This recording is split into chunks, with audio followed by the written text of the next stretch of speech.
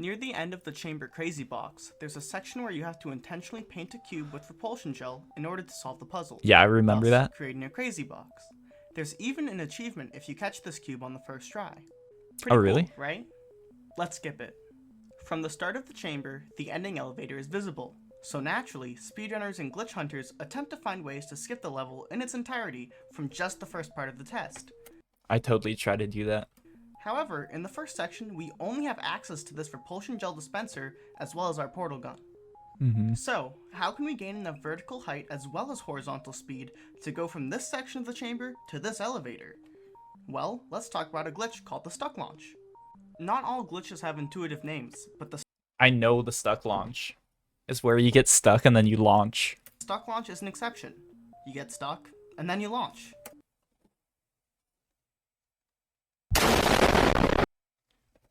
Massive brain moment.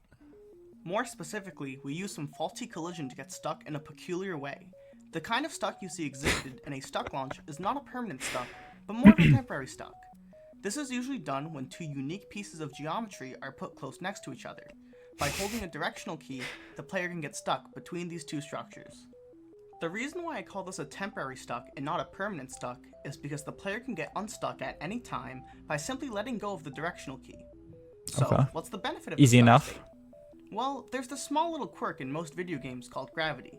Because of gravity, I know what gravity is. the player will fall down at an increasing speed. When in this temporary stuck state, gravity works a little differently. The player's velocity will still increase as if they were in a falling state, but the player isn't actually falling. Well, they are What? falling, but at an incredibly slow rate. Imagine the stuck state puts a massive friction force on the player that impedes the normal falling rate. With the stuck launch glitch, we're able to gain a lot of speed. Oh, The snap. biggest problem with this glitch is that since all of our speed is gained through gravity, the speed is always directed downwards. Usually, we'd like a lot of upward speed so we can fling over levels, so we have to get pretty crafty when we use the stuck launch. To preserve the downward speed from the stuck launch, we either need to travel through a portal or bounce on repulsion gel. Since the geometry required to perform a stuck launch is so unique, it is often found far away from the portal surface floors I know that seen throughout level. most of the game, and rather in the old Aperture themed levels in chapters 6 and 7.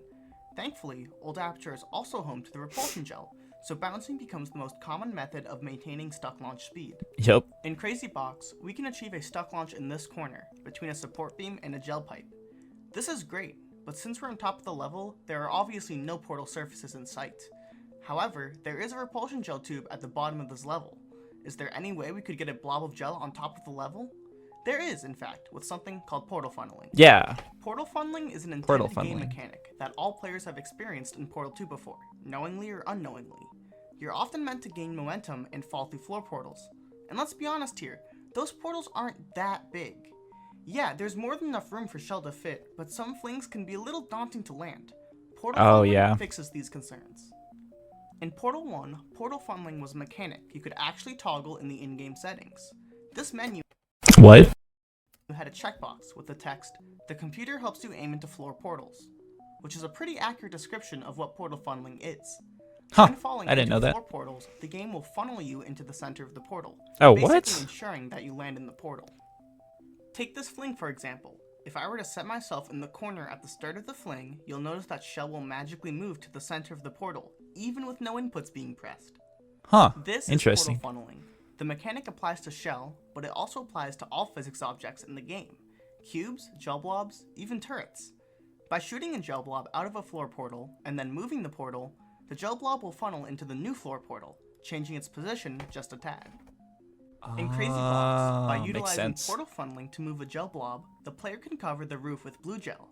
This strategic gel placement would result in a patch of blue gel right below the stuck launch spot. This is perfect.